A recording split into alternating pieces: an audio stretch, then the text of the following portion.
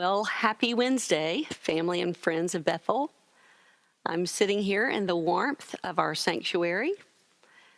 And by warmth, I don't just mean the beauty and warmth of the place.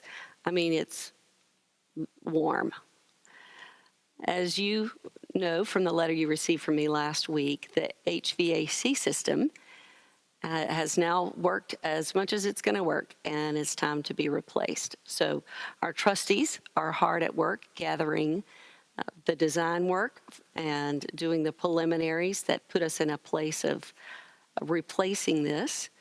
So we'll be out of the sanctuary by virtue of that fact for 4 to 6 weeks.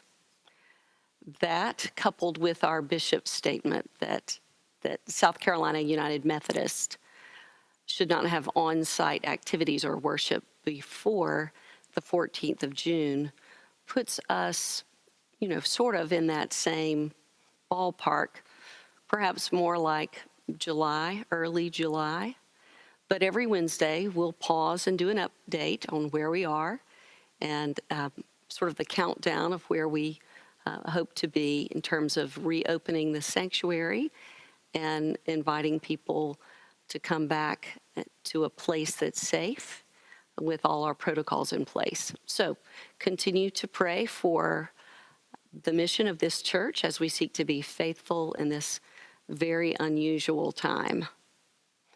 Well, like most Wednesdays, I come to offer just a thought, something that's going on in my head, in my heart, just to give you something to think about.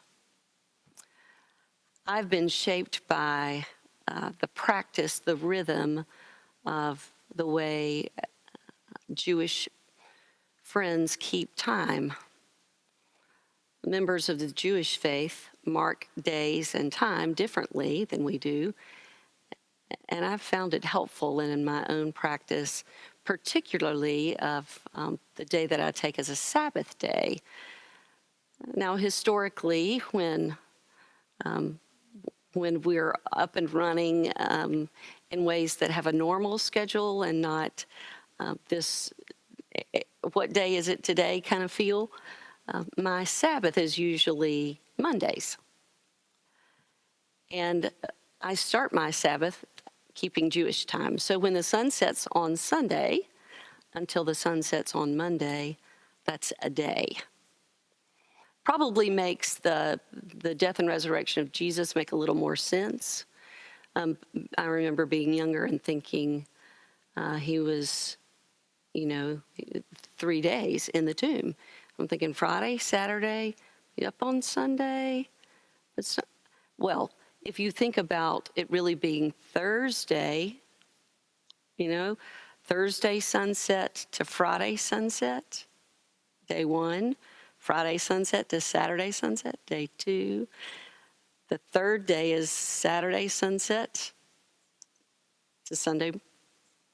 So Jewish time is a little different. So what I like about that, why I order at least my own Sabbath day like that, is that I can begin to unwind, begin to kind of not work in the evening. And then, but I do know that by the next night as sun sets, then whether there's a meeting or whether I start the work of I need to put, my agenda in place, my to-do lists in place, my good thinking, so I'll be ready to go the next day. But it's also, so that's practical, but there's a theological piece to that I really like, and in these days find to be significant, which is if the day begins with nightfall, sunsets, we sleep during the night, and then when the sun rises, we get up. But in Jewish time, the day's half over, which means that God has been at work while we've been asleep, and that we rise to join God in the work that God is already doing. It does not rise and fall with us. God does have the whole world in God's hands, and God is relentless and his pursuit, that we know how loved we are. We live in a culture of achievement and production and all the ways we need to sort of prove our worth. And to count the days like this just reminds us about grace. You know, that there's nothing we have to do, nothing we have to start doing to be good enough, nothing we have to stop doing to be good enough. We fall asleep.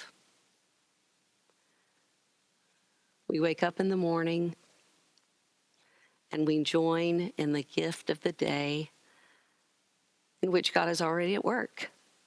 And we add our gifts, we add the resources of our own lives to the work of God for that day. So, a bit of grace for you on this Wednesday in the middle of the week when you rise tomorrow. Your rising is grace. You don't join God in the work of the day. It does not all depend on me, and it does not all depend on you. We live because of the grace of God. We live out of the grace of God. And by God's grace, may we be conduits then of the grace of God. Take care, and I'll see you on Sunday.